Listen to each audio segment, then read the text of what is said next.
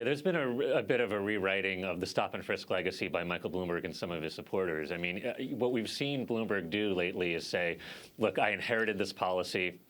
I apologize for its excesses, and I reduced it 95%. In fact, let's go through each one of those claims one by one. Yes, the policy did exist initially under Republican Mayor Rudy Giuliani, and we all know who that is, but a new mayor can come in and decide whether they want to continue that or not. Not only did Bloomberg continue it, but he expanded it to record levels. When he first came in, the number of stops per year was under 100,000.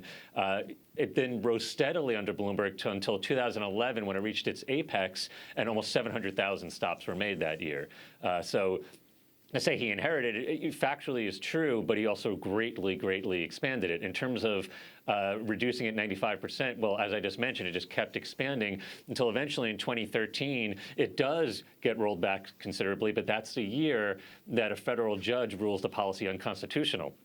And Bloomberg was the subject of a lawsuit, of class action lawsuit. And so that clearly had something to do with that. And in terms of the apology, this is really egregious because there were so many groups that were up in arms about this policy for many years. And Bloomberg and his defenders remained defiant, constantly saying that we need this in order for crime to go down, and sort of suggesting that if you opposed it, that you were basically opening the doors to the bad old days of crime, terrible crime coming back.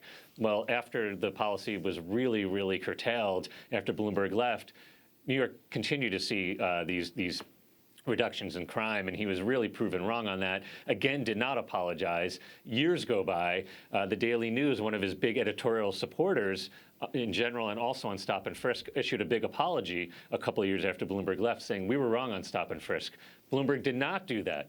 Then let's go to 2019, January 2019. He's at a big event for the U.S. Naval Academy. He continues to defend the policy. Finally, in November of 2019, he talks to an audience in Brooklyn and says, it was a black audience, and he says, I'm sorry, I was actually wrong about that. 7 days later, he declares his candidacy for